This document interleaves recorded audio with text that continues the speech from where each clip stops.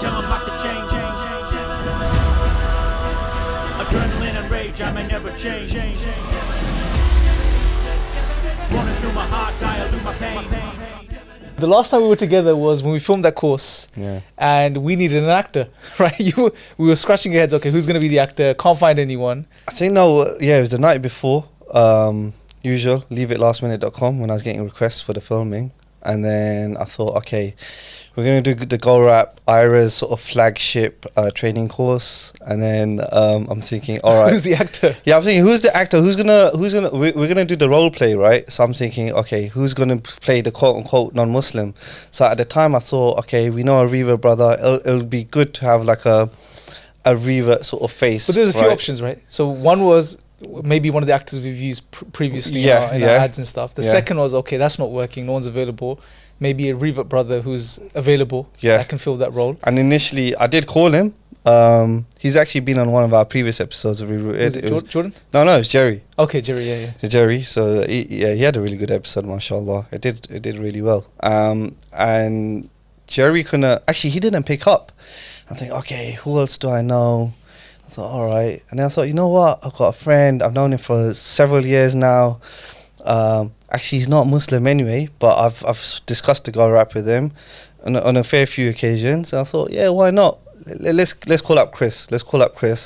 So I gave him a call. I said, Chris, what are you up to tomorrow night? He's like, not much, nothing much. And I said, yeah, let's meet up. Come down to the office. We're gonna film like a little video.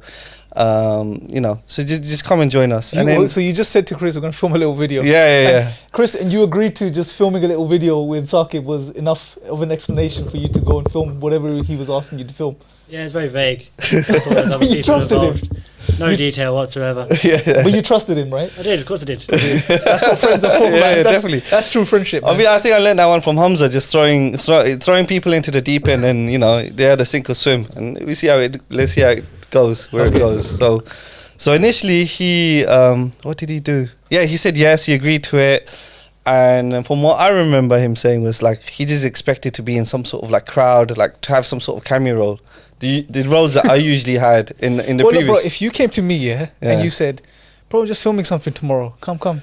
Yeah. I know, obviously not saying anything about, mashallah, you're a brilliant guy, but I would still, be a bit hesitant, be like, okay, I need to know, Saqib, what you filming? What is it? What do I have to do? And all those questions. Chris is such a trusting guy, mashallah, whereas with you, you're a bit more... so would you say you took advantage? Affirmative. How do you feel about that, Chris, man? Missed out, was that? He said, I asked him, did you feel like you took advantage of Chris? And he's like, affirmative. No comment. I shouldn't have said that. I plead the fifth. But yeah, so... What happened? So yeah, fast forward the next day, we're preparing. Well, before you go there, Jamal, did you have any reservations, bro? Like, I know you're very particular about your actors on set when you're filming, yeah? Mashallah, you're very precise, very particular about these things. Saqib comes along and says, yeah, I got a mate, he's going to come, he's going to do the filming. And it's a very important, like, it's the Goal Rap training, it's the, the interaction part of the training, where you're showing it happening. How did you feel about him just saying, okay, I'm going to bring a guy in, I know him, and he's going to do this role? Yeah, well, obviously I was a little bit worried. I was thinking, is this going to work out okay? Wait. Hold on. Where's this lack of trust in me? I'm trying to build a case here. Hold on. Okay, let's look at my track record. The boxing video with hijab. Who got the double?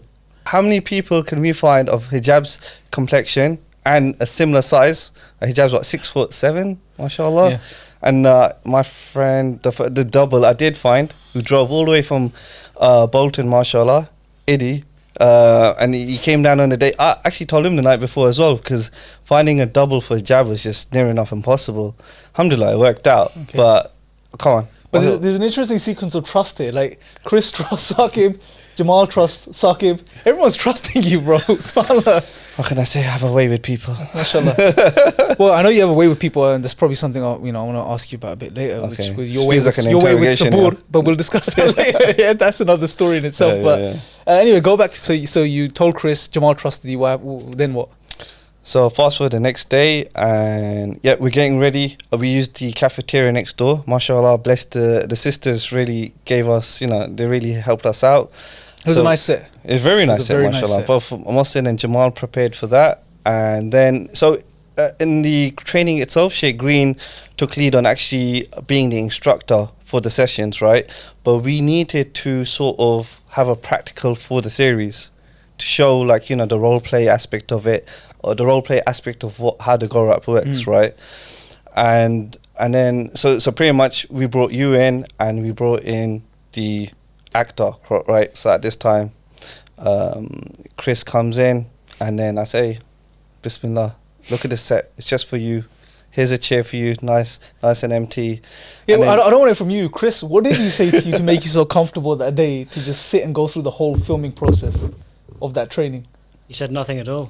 probably what helped me in the end, to be honest. Subhanallah. Hey, hold on. Remember the coffee I got? Yeah? Everyone, you know. Yeah, the coffee that arrived half spilt in the bag. Oh, yeah. I had words Whose with- coffee was it that was spilt? Was it yours or was it? I think there's a write-off. I think Mohsin had to take the hit there. He didn't have coffee that night. Okay. So yeah, definitely. Subhanallah. Yeah. So we're sitting there, you know, we're all trusting each other, and then we have this, you know, filming. Now at the time we were still setting up because we had to wait for sunset, because it was around about Maghrib time, and it was a bit. Which month was it? It was back in September.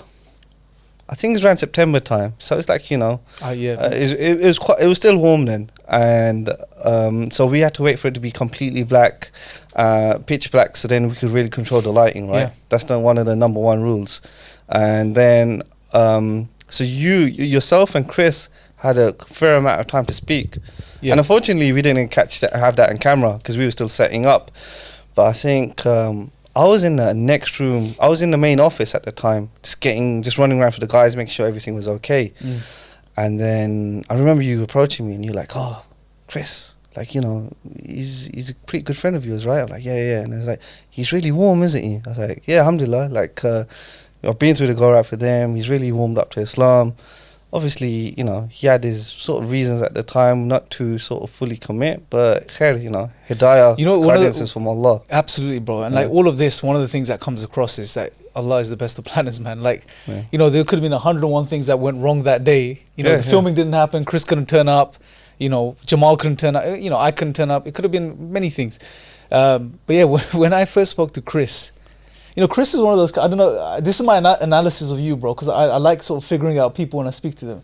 I couldn't work you out, man. It was very hard for me because you're externally not that emotive. You don't show your cards all the time, right? And it's very difficult for me to figure you out. And I was thinking, but at the same time, I did realize that obviously Saqib had been probably speaking to you about Islam prior, and you had done some of your research, because some of the questions when we were talking privately, some of the questions you were asking were like really specific questions. Yeah, we went much deeper before filming, didn't we? Yeah, absolutely. Yeah, that was like, we were like, I don't know, we spoke about a lot of stuff. Yeah. I can't recall a lot of it, but I think one of the things we really sort of, I think, you know, met on the level where it was about, you know, I think it was, we spoke something about the tests of life or the trials of life and things like this, and we sort of really connected on that point.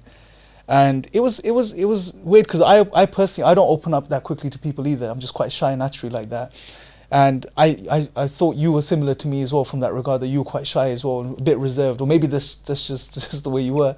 Yeah. But how did you feel about the initial conversation? Well, the first one was just organic, really. Yeah. Not really comfortable, and it's a shame the cameras weren't running at that point, because we covered some good stuff.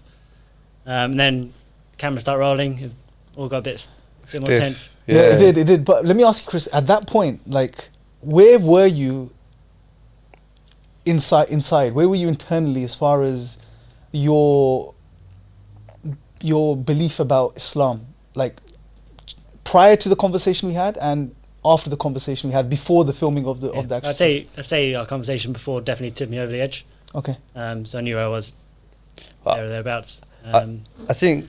But Go when on. we started rolling, I knew I was still playing a role at that point. Yeah, Saqib wants to quickly take some credit. So I'm gonna, No, definitely not. It's something like, but then, it's I remember Jamal, like retrospectively, Jamal was editing it, right, and he just said, "Oh, the thing is, it's as if Chris has been through the role play already," and Chris was like saying, "Yeah," like you were agreeing straight away, rather than hearing out Imran's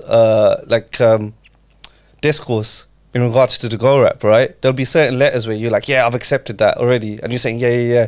So I just remember. But this was the interesting thing. So Jamal, your analysis of that was that Chris has gone through this already, right? He's quite well versed with the whole go rap training. That's what you assumed from Chris's sort of performance, if you like, during the. Yeah, that's the impression that I got. Yeah, mine was opposite, bro. My impression was Chris is a brilliant actor. Because he was just going just keeping it easy, agreeing where he had to agree in the script, and just making the whole process easy to just film and get across that thing. But we had no idea that it's because he was really connecting with everything that you were saying, and I think that's what really it came across as, okay, this guy's a really good actor. But Yeah, and this is why the end was a shocker. Like, none of us were expecting, like, Ash, Hadu, Hadu, an la Allah, ilaha Ilaha, illa Illa, Allah. Allah. Just to rewind though, like, you know, me and Chris, we knew each other for like several years, and then I was around about, like, I was in my mid-20s, Chris was in his early 20s when we started working with each other, right? And then and that's the time where I really started taking the deen seriously. I was praying properly and everything. So I didn't really know about iERA at the time, or Dawah specifically. I was just sort of being a practicing Muslim, following the Sunnah.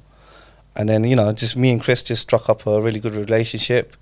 We used to bond over wrestling. We used to watch that on our lunch breaks. So you guys have known each other for over 10 years? No. 2012. Yeah. Close to 10 years, close to a decade, man. Yeah, end of 2012. So, yeah. And so, yeah, at that time, I was just being Muslim. And I think Chris was just generally quite inquisitive because he kind of lives in an area which isn't predominantly Muslim, whereas I do. Yeah. And he was, I think it's the first time you kind of came across a practicing Muslim. I know you've known Muslims throughout your life, but I think it's the first time you came through a practicing one. So you'd ask a bunch of questions, because initially he was atheist, and then, alhamdulillah, I mean, through our interactions for the first 5 years or so, he would, I remember him saying, like, oh, I'm agnostic now. Wasn't that the case, Chris? Yeah, I think there's gradual progression, yeah. Yeah, so you kind of... So you wouldn't say, Chris was, and any of you guys can chime in there, you wouldn't say you were, you know, a hardened type of atheist that just was completely, or at any point were you an atheist?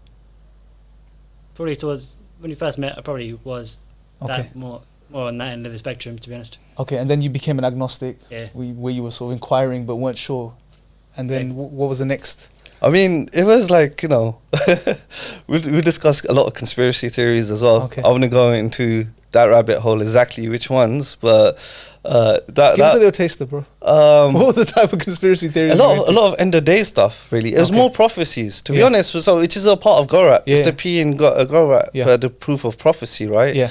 The minor Prophethood, signs, yeah. especially. So I think in one way or another, a Muslim generally, be it a cultural one who isn't very practicing or a practicing one, will draw out aspects of the Gorap just inquisitively, like just naturally, Yeah. right?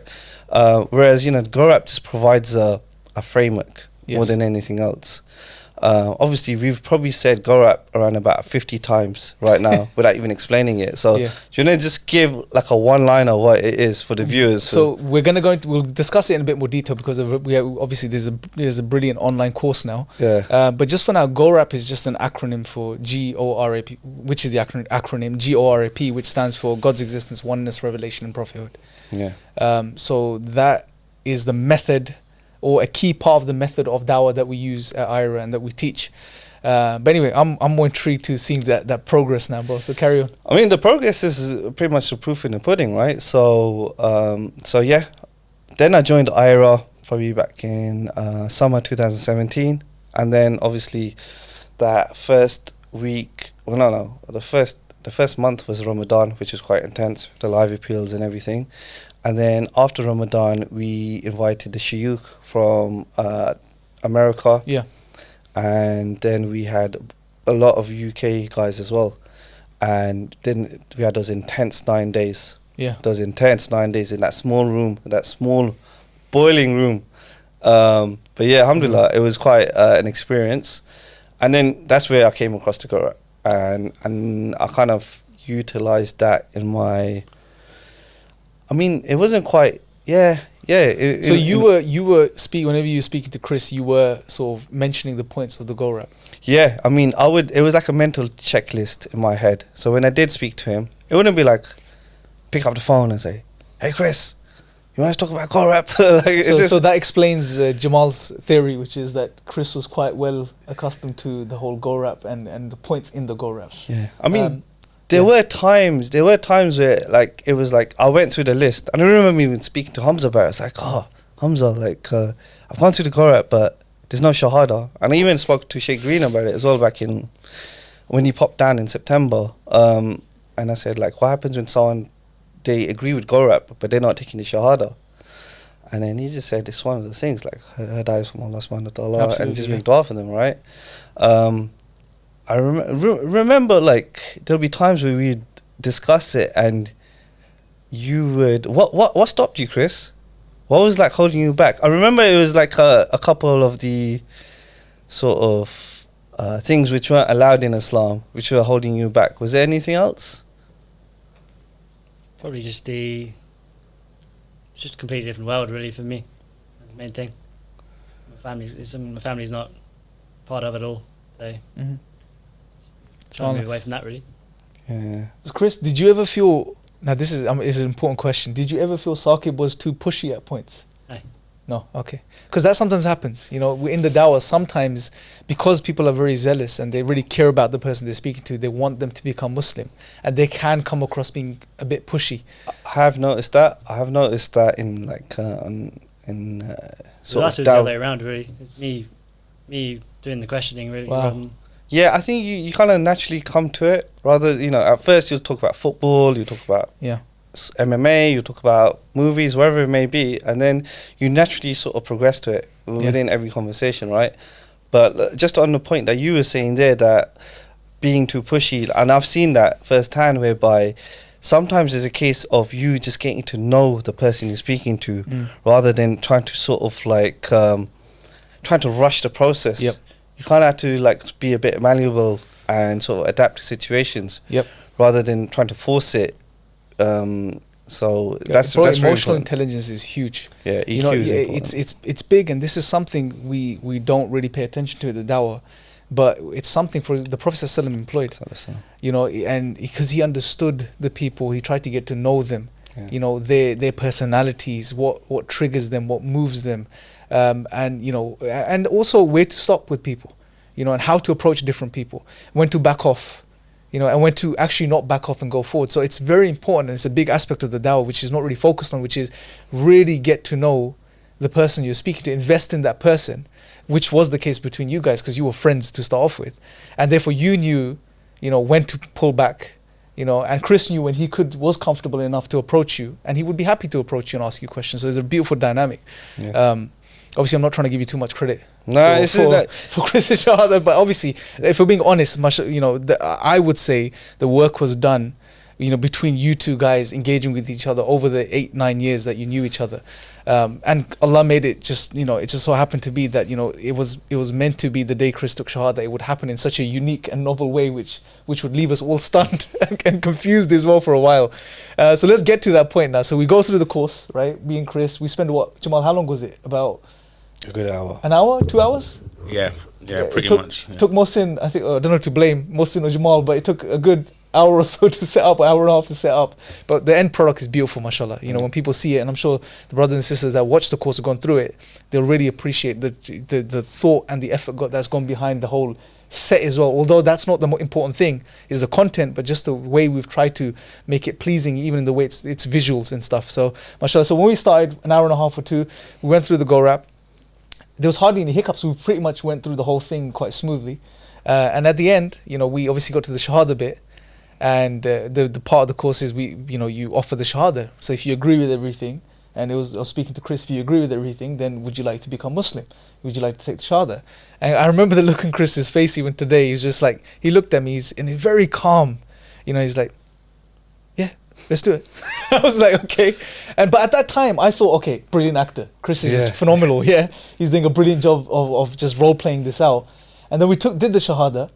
And then who was it? It was Jamal. Was it you, Jamal? I can't remember. Someone asked. It was Jamal. Oh, yeah, that was me. Was that real? What was your words? Do you remember? Well, your no, words? actually, if you rewind it a bit, at the time when you guys, when Chris agreed, right, we were kind of myself, Mohsin and Jamal, we were kind of looking at each other like, and we kind of had our hands twisted upside down, like thinking, is this real? Yeah. Like, and then you're going through the Shahada and everything, and we're like, is it real? And I was sitting there, I'm like, I can't tell if this real. Like, Chris is a really good actor, man. I Like, was pretty convinced it wasn't real at that point. I just thought, okay. So you good didn't job, think Chris. it was real? No, I was pretty. I wasn't 100% convinced, but I was pretty sure. I was leaning towards okay. Mashallah, Saqib has brought on a brother a guy who's a phenomenal actor. He's just done a brilliant job of this role play. Although I did have my doubts. Yeah. I did feel like because when he was saying it was okay, a bit more than just acting. It was a bit too real. But I was leaning towards it's not real. But maybe if we could just play the clip at this point, if we have it, just that clip, so we can. We're done. Was that real? I don't know if it was. I don't know if it was real. What is this? Was it real? Yeah. Really? Is it real? Are you serious? Seriously? Go hug your boy, man. He said we're lying. I mean, Chris. So give us what was going through your mind at that point. So when I offered you the Shahada, and you decided to take it, what were you thinking at that point? It just seemed everything flowed pretty well. It seemed to make sense to just commit at that point, to be honest. Our conversation went so smoothly. I had no disagreements with anything you were saying. So, I had complete clarity at that point, to be honest. Subhanallah. And then you took it, Jamal says cut, and then he's like, what was that real? Or something along those lines. And then what was your response? You were just like... I didn't know if it actually counted, to be honest, at that point. I didn't know if it... That's a good point. Well, it definitely counted from your end because you said it with conviction and you knew what you were saying and you believed it. Hopefully, I still get the reward for somewhat believing you was acting. But I think some of the blame could be taken away from. I was thinking, you know what? Like, I've been working with Chris for all these years, and Iman just swoops in, give me like a one little evening with Chris, and he checks my Shahada. Yeah, no, but Obviously. May Allah allow accept it from all of us, bro. Because to be honest, it's all, and this is the way Allah subhanahu wa ta'ala works. It's just, everything leads up to a point in your life, isn't it? Yeah. Whatever it is, it's all a build up of. If it wasn't for those prior experiences with you and Chris in those years, maybe it wouldn't have happened that way. To be honest, isn't like I have like a Shahada checkboard, like a checklist, like I could add one to the tally. It's not like that, to be honest. And there's been a fair few situations where it's like it's come close, it hasn't quite happened. There's been quite a few stories, to be honest. And alhamdulillah, you're just happy for the person, but then you usually ask them at the point. The shahadas I have come across previously, where they've literally just taken the shahada, is the case of, have you, the person you're taking the shahada with, are they giving you support as a new Muslim? And usually the answer is no. And then that's where you kind of that's where you kind of have to bear that responsibility. That's another big problem as well, bro. And just the emotions kind of that I was going through at the time when it did happen was, okay, like I was ecstatic, I was happy.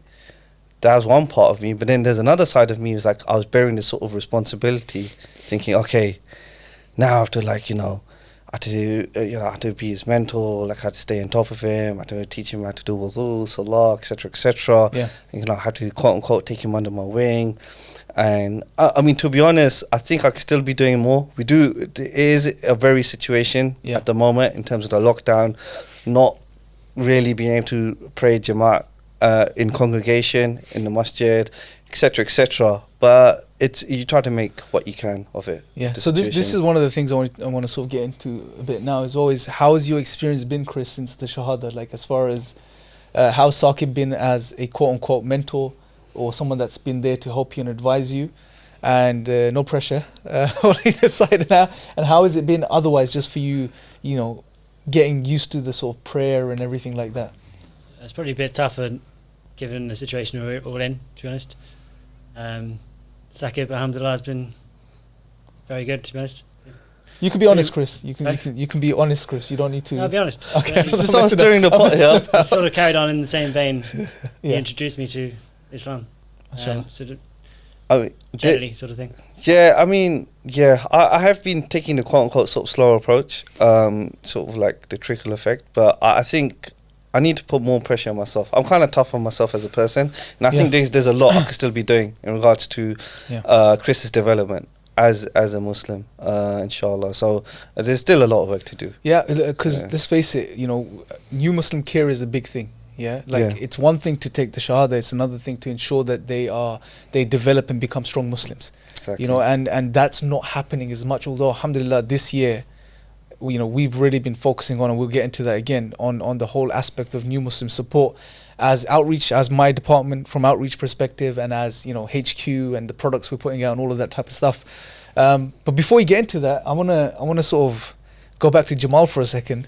And we know, mashallah, Jamal accepted Islam several years back. Several? Well, how long is it, Jamal? Is it a couple of decades? How long has it been?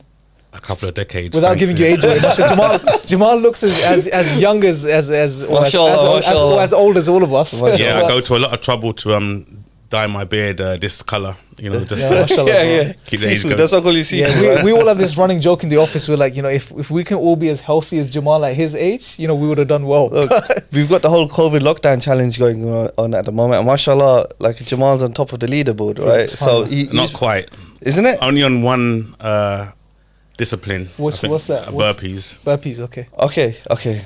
I haven't joined in yet.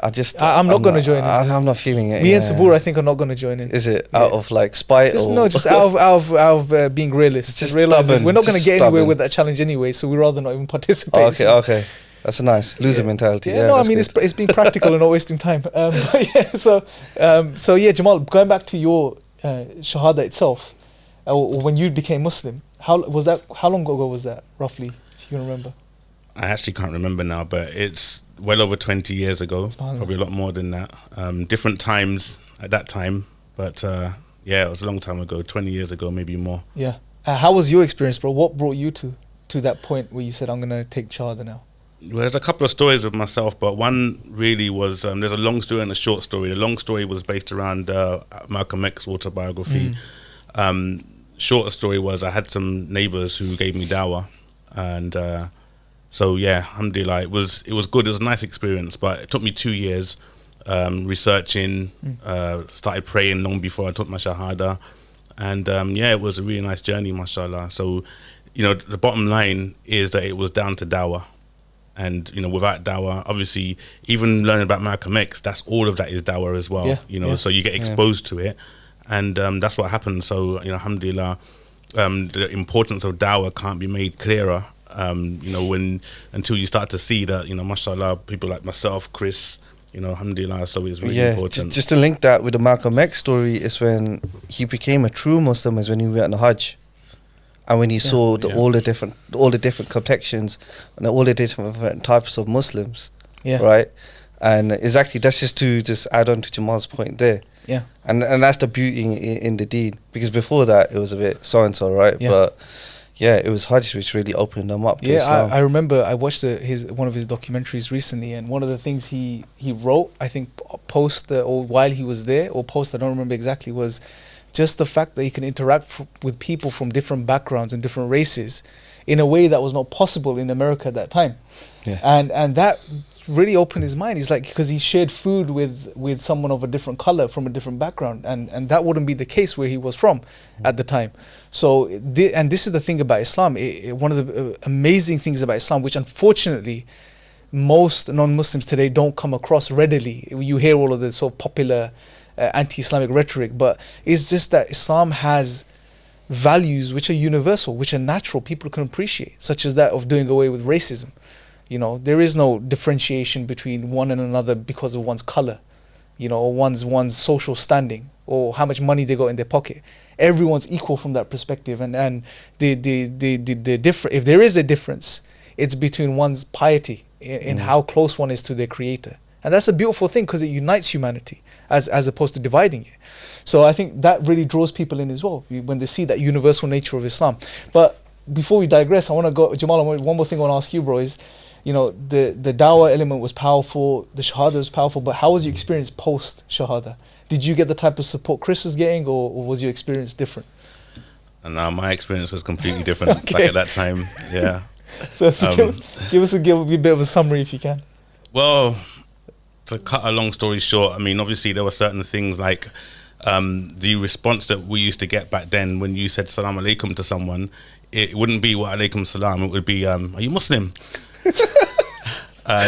Second thing was we learned how to do the splits really well, because in the salah we were told to have our ankle to ankle, and then people would move their ankle so far apart that we'd end up doing the splits like a kung fu master. So it's quite apt that you call me Sifu. And there was lots of different things as well back then, but you know, how did you process that? How did you deal with it as a new Muslim? Did you ever feel like, okay, I've had enough, I probably made a mistake, or did you feel like, okay, these are superficial things, I think, you know, I'm not going to sort of make a judgment right now. How did you deal with that situation?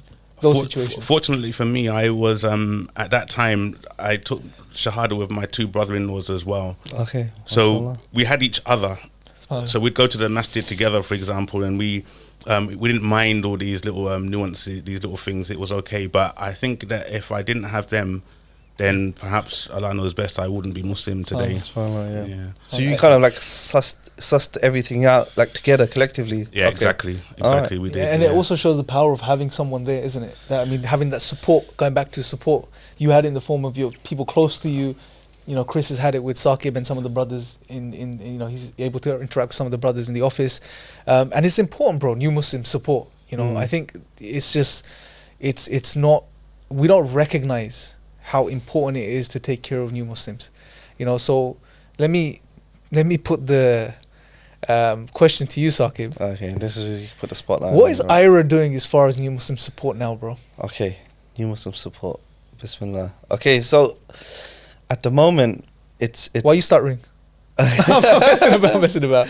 Well, you should be answering the question, really, Mr. UK No, OS. this is typical. Just remember, this is Sabul's rule strategy when he wants to make you feel uncomfortable. Okay, trying to get a okay. leg over you. He's like, why are you stuttering? What's going on? Yeah, he has his go-to lines. He always Yeah. thinks that he's in speaker's corner, right? Yeah. Every other minute, you're expecting him to start clucking like a chicken or something. What do you think of his recent hairstyle, bro? I mean, I'm not the one to talk about hairstyles, to be honest, but What do you guys think of Sabul's recent hairstyle? I think Jamal's in the same The Rambo, camp as well. it's the Rambo look. I call it the Rambo look. I mean, Sabor and hijab as well, mashallah. Okay, hijab's rocking they have this they're like real actors outside of movies. Characters, They they just have a just- complete different style, and then when they get down to business, mashallah, they just like Yeah. put on proper. I mean, they have the best suits. Yeah, subhanAllah. yeah, the bow ties. So is good anyone look. going to be less diplomatic and give me a proper, honest review of Sabul's Rambo hairstyle? People seem to love it, bro. You know, I'm a big fan of Sabur. You Yeah. know, like me. You know, I'm a bit of I'm his biggest fan. I'm a big stan. You guys have a very interesting relationship. Yeah, we do. It can be violent at times. I would say brotherly. Was the Yeah, word. brother. I mean, brotherly. look, I'm sure everyone will agree. Like recently, a little while ago, people saw that type of brotherly love angle of your relationship Yeah, on yeah. social media on a live stream. Oh yeah, You know, maybe we can play the clip. Type of ability, because a lot of people don't understand that you have to be able to commit that action to be labeled as sinful or sinning.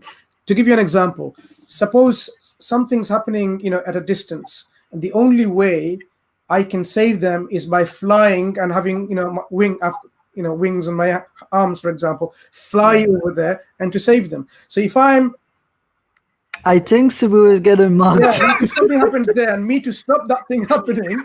So explain this to me, Saqib. Yeah. Okay. Now, by the way, let me give a bit of context. Sabur actually posted this video onto his channel, Yeah. maybe to get sympathy.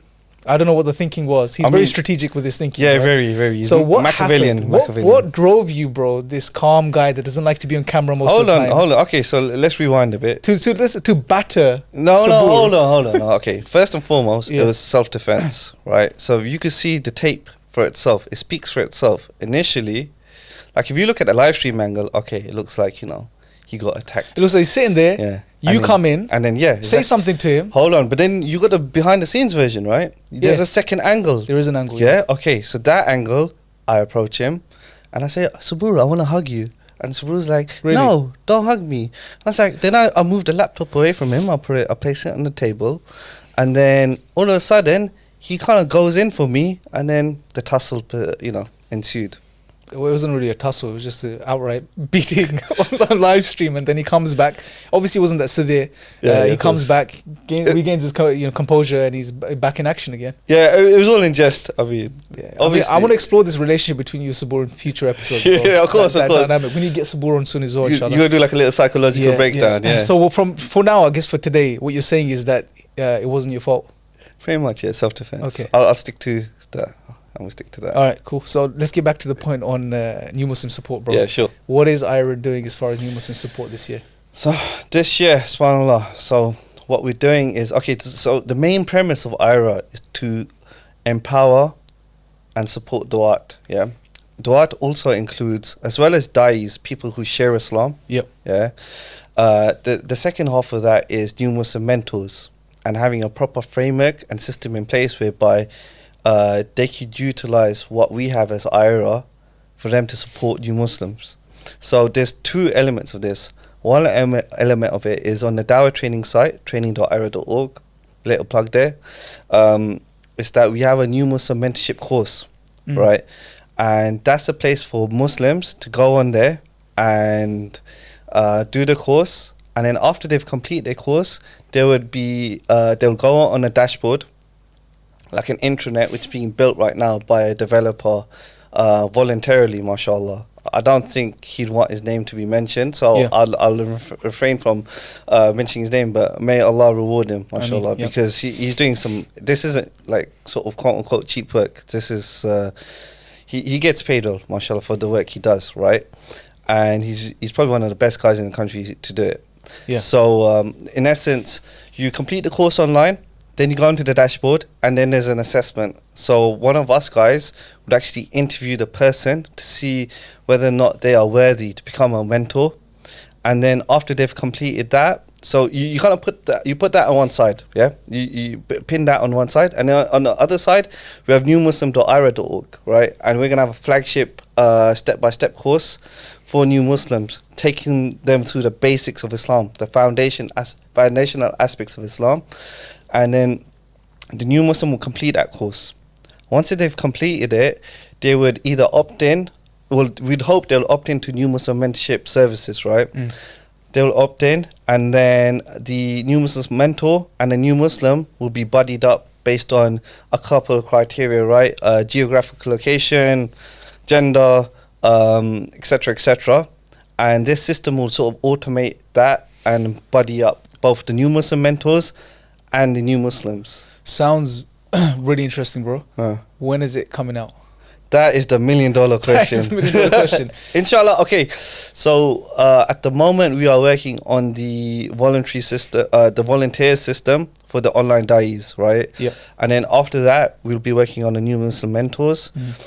So this episode is gonna. So we're looking at March, inshallah, for everything to be ready, inshallah. Inshallah. So that's good. So everyone that's watching this, inshallah, the brothers and sisters, if you guys are interested in all the links in the description. Mentor, it's all gonna be in the description. Okay, so whatever links are available right now, you'll get access to them in the description of this show, episode, whatever we're gonna call it.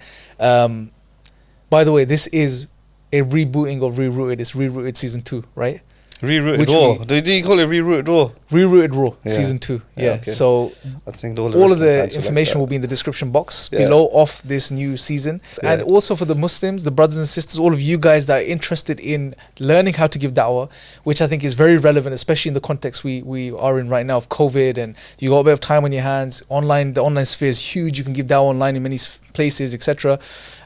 Is to check out our training program for da'wah, which is training.iera.org, where you have the whole course plus the sort of demonstration videos with me and Chris on there as well. So register, it's free, and check that out as well, inshallah. Inshallah, this is what we're aiming for. So we've got all the courses in English primed. Yeah. So we've got da'wah, the training.iera.org on one side with 2 training courses at the moment for the time being. Yep. And then we have newmuslim.iera.org, right? And that's got a step-by-step course on there. So we're going to do that times 10 in terms of languages. Yep. You're going to ask me which languages, aren't you? No, because I'll be honest, and I think I'll stop playing. I want to show off. I stopped playing devil's advocate No. Oh, now you decide. When I wanted to Yeah, show because up, I want to actually praise some of the efforts, mashallah. Like No. I've seen some of the clips that you guys are editing and all of the stuff that's going oh yeah, behind it. yeah, step by step. And- That's step and- by step. Yeah, and that's just step by step, and some of the quality and the text and the That's typography. That's and Jamal, Mohsen. it's brilliant. Yeah, yeah, it's mashallah. beautiful the way it's done, and it obviously takes time. Yeah, of it's not course. gonna. So one of the things that's been happening is that there's been a lot of. Asif as well. Don't forget Asif. Yeah, a lot of the work your team's been doing has been putting products together which will be going onto these platforms, which has taken up a lot of the time. Yeah, but that's one part of it. Now we've done it in English. Now it's going to be. It's going to be that times 10 languages. Okay. Yeah. So that means doing those videos 10 times over again, each video. And communicating. It's not going to be like a subbed version. Initially, we did think about having subtitles for all the videos. So having all the Dawah training videos in with the subtitles and captions.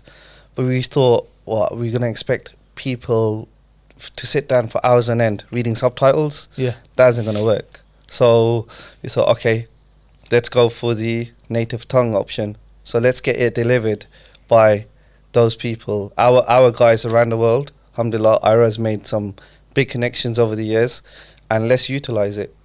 So that is, okay, Tagalog, which is the main language in Philippines, right? Yeah. That's number one. Then Spanish, we've got a big Latin American team for that.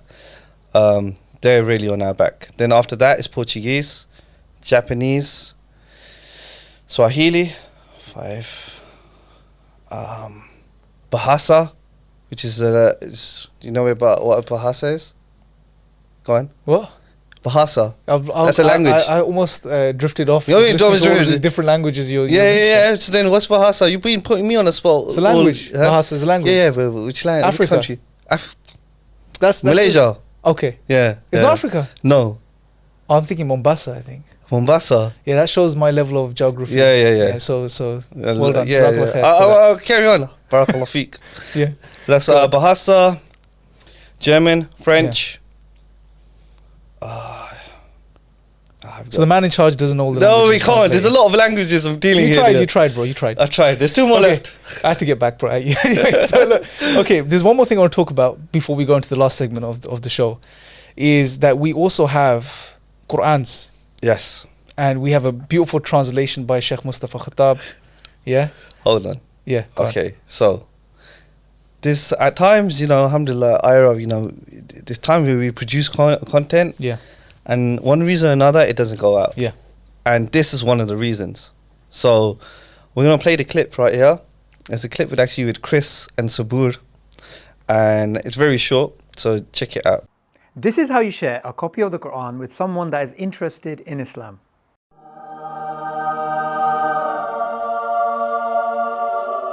Thank you. So why isn't this video going out? Okay, reason being it's not going out is because for one reason or another, Muslims seem to think that the materials on our shop is reserved for them. Do you think that makes sense? No. Why not? Because, look, the material is stipulated for a non-Muslim audience. Yeah. Then it should be given to a non-Muslim audience, right? So why am I getting messages, DMs on Instagram, Twitter, Facebook? Why are we getting those messages asking, like Muslims requesting for materials? For themselves? From thousands of miles away. So initially, obviously, I'm going to do it with adab, with manners. Yeah. And ask them the question. They usually start the conversation with, "Salam, brother. Why can't I get international shipping for the Eternal Challenge or the Clear Quran or whatever it may be?" And then it's like, okay. Then the following question is, who is this for? Is it for yourself or is it for a non-Muslim you may know? And they usually say it's for themselves. And I'm like, okay. Do you understand why are you requesting materials? You're already Muslim. Yeah. It doesn't make sense. Bro, to be honest, I wouldn't be surprised. Like this is, and let's be honest, it's about being raw, yeah? Yeah. This is a huge problem within our community, unfortunately, yeah? Yeah. I don't know why. I don't know if you guys have experienced this too, but whenever there's, like, even on Dawah tables, yeah, I've had lots of experiences like this, yeah? We'll get brothers and sisters, they'll come to the table, and they'll pick up the Qur'ans, and there'll be, sometimes in many cases more than one copy, and they'll put it into their bag, and you'll be like, okay, brother, sister, are you going to be giving this to, someone? And they're like, no, it's for myself. And then you're like, okay, but this material is for Dawah purposes, is for non-Muslims, right? So if you can, you know, and we even go to as far as saying you can read it, like if it's an Eternal Challenge book, read it and then pass it on to a new non-Muslim. And sometimes they're not really in favor of that, right? And it's an ongoing issue, bro, which is for some reason our Muslim community love the freebies. I don't know. I wouldn't put it like that, but it's just for some reason we just don't get it. That look, especially if it's stipulated, it's for non-Muslims. Give it to non-Muslims. Then it's for them. It's not for you. If you want to copy the Quran, you can go to Amazon. You can go to eBay. Go to a local bookstore in a masjid or somewhere. You can pick up a copy of the Quran and buy it, right? But if it's for non-Muslims, we shouldn't take it for ourselves. You know, it's an amana. Yeah, exactly. I want to go off on that point. Is that the Ummah has given us money to, first of all, put the materials together, right? Yeah. And then to print them, and then to distribute it. But it's not to preach to the choir. It's not to give it to Muslims. It's to give it to non-Muslims. Why do you think that happens? I don't know. We try to make it very clear on the shop. I think it's. I think it might be a case of just removing the shop altogether on the iERA site and just putting it on the One Reason site instead. I think it may. And you announcing that right now, you think it's going to solve the problem, yeah? Yeah. They're not going to know where the One Reason site is and where to pick up the Quran. But the One Reason site is for non-Muslims, so we need to do a better job of targeting non-Muslims on One Reason site. Yeah. To be honest. But I think there is an issue here. Like, what do you guys think? Like, from your perspective, why is it that sometimes Muslims, us Muslims, and we can speak because we're all a part of the same family. Is why do we tend to ignore the sort of needs importance of these materials going out to non-Muslims, and we take them for ourselves? Well, I think Dawah has come such a long way that they happen to be really good reads. Okay, so look, very political. Okay. Nice. So, no, it's good. It brings in a different angle. So okay, well, maybe we can justify the literature, like the Eternal Challenge and new books that we have, that Muslims want to read them, and then we say, okay, read them and pass them on. But what about when it comes to things like the Quran? Because it happens with that as well. Like I literally got a message about that from my brother from Bangladesh. Why does that happen? Okay, the Quran is something everyone should have a copy of. You can go buy it for ourselves. We know what the Quran is. So, why does it happen with the Quran? So you can go and buy it yourself, or you can get it free. Yeah, so there's some people actually, what about this? When they'll get the books for free and then they'll sell it on eBay. That's another one. Oh, I don't. You know about that? No, I've seen it once or twice, but I hope no one does that. I don't know if they're Muslim or not, but yeah, it's not good. It's not good look, man. It's not good look, and it sends out the wrong message, bro. Already there's a lot of confusion amongst Muslims, and so I don't know, man. Such special people out there. Yeah.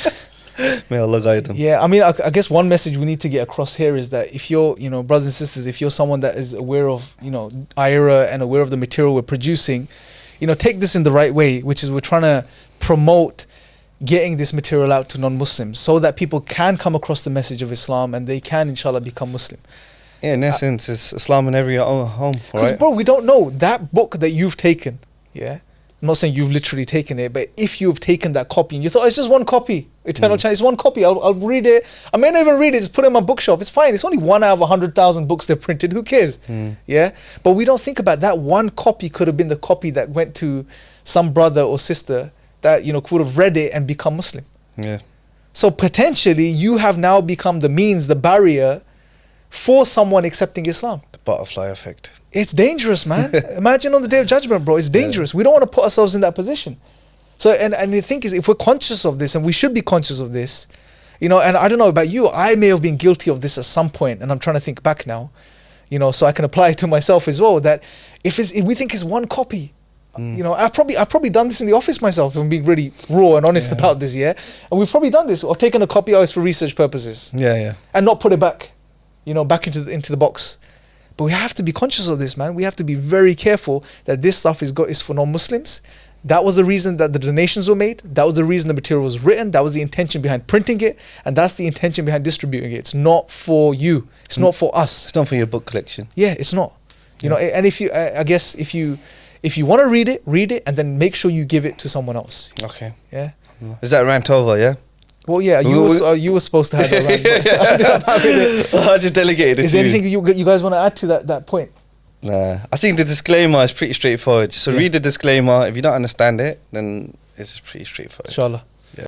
I think we've had a good run today. Yeah. Discussed a few different things, few different topics.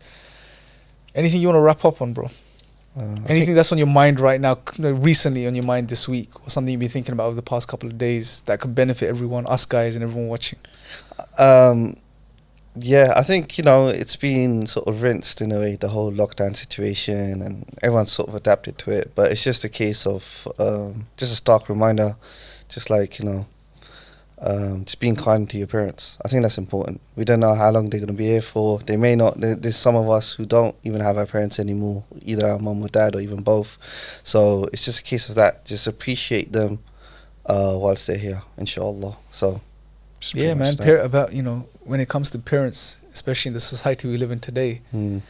it's all about, you know, living your individual life. Yeah. You know, and most people don't really care about their parents in the way that you're supposed to take or should try to take care of them to the best of your ability. Mm. So it's something that obviously Islam emphasizes a lot, and it's an important reminder, especially during the time of COVID, and, you know, where you have to be, you know, really take care of your parents and make sure that they're safe, because of obviously the elderly are being affected by this more. I guess I do want to, on this point, just get some thoughts from Chris and Jamal as well in regards to how your thoughts in regards to the treatment of parents and your relationship with your parents changed after you came to Islam. Anything you guys want to share?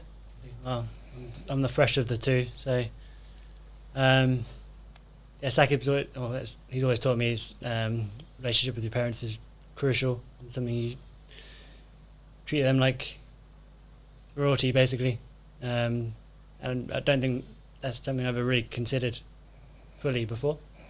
So reverting has definitely changed the relationship with my parents so far.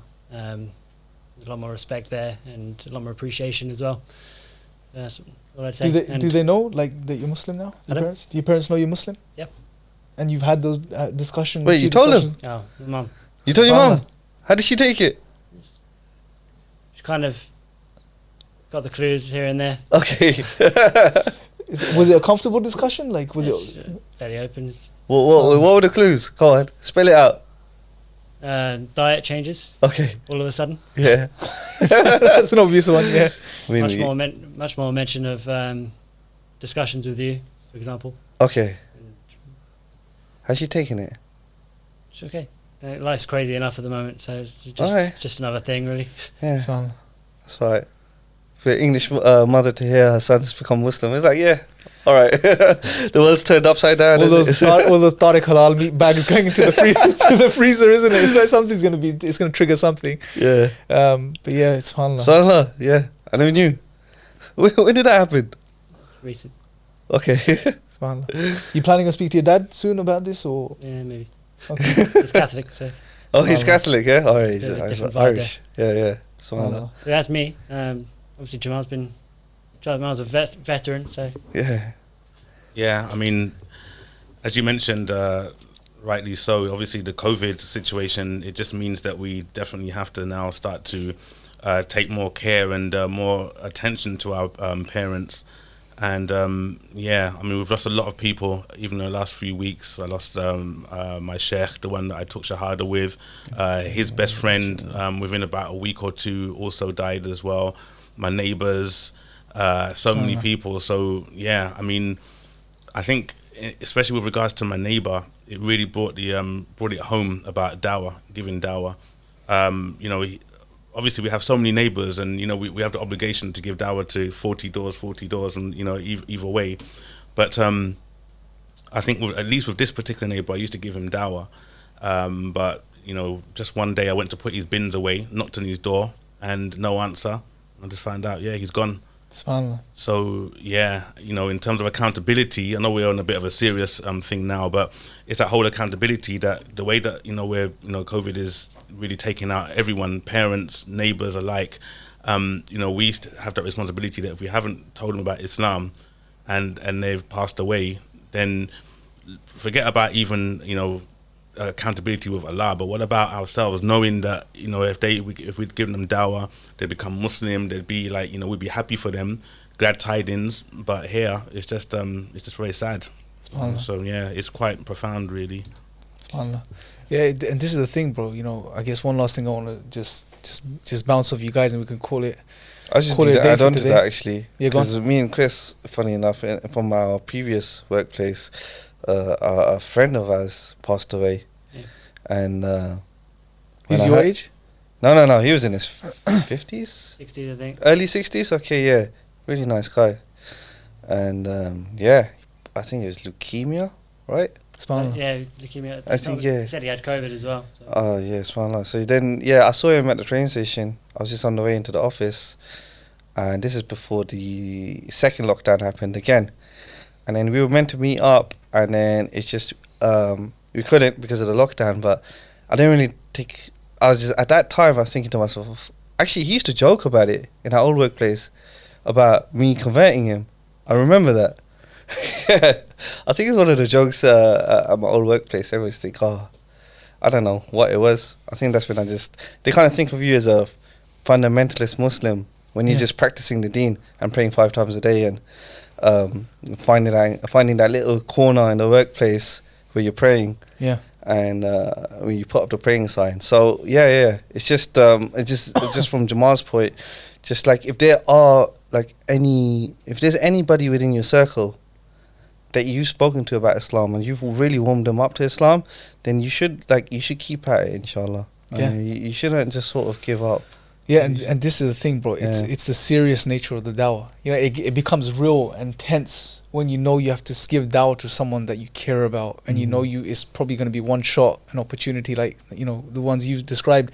Because a lot of the times when we think about dawah, we think, okay, there's this excitement. It's like it's fun, it's enjoyable, and you know, it's about joining campaigns and speaking to people, and there's this sense of, what's the word I'm looking for? It's this type of excitement. Yeah, it's a type of something that's cool. It's trendy. It has its trend. It goes up and down. Like when we did Is Life's Just a Game several years back, everyone came out, t-shirts, everything. You know, some people treat it like as if it's a fad, the sort of thing. It's yeah, like, because it's something that's exciting and you don't really give it much thought, and then you just do it. Yeah. But we have to also consider the serious nature of the dawah. You know, like giving dawah to people that you care about, people that are ill, your family, your parents. It's not easy, man. Like, you know, just thought of speaking to your parents about Islam with the hope that they'll become Muslim, it's a daunting thought. It's not easy. Like, you know, it's scary. And that's when you're reminded of how serious the dawah is and how much, you know, it's not really always fun and all games. It's a serious thing. And that's the time where people have to be persistent.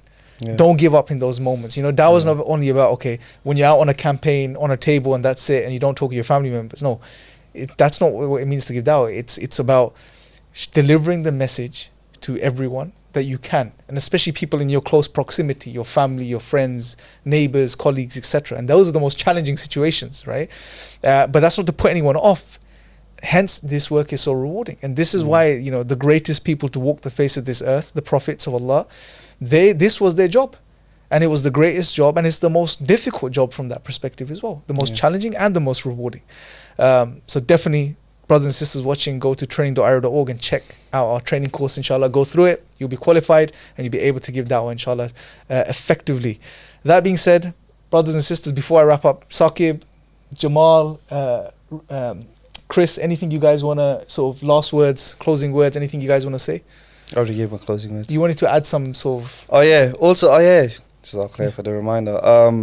So if you're listening to this on the audio only version, you may have not sort of seen the clips. So if you really want to sort of fully appreciate this episode and the further future episodes, watch the YouTube version or watch the video version at least. Yep.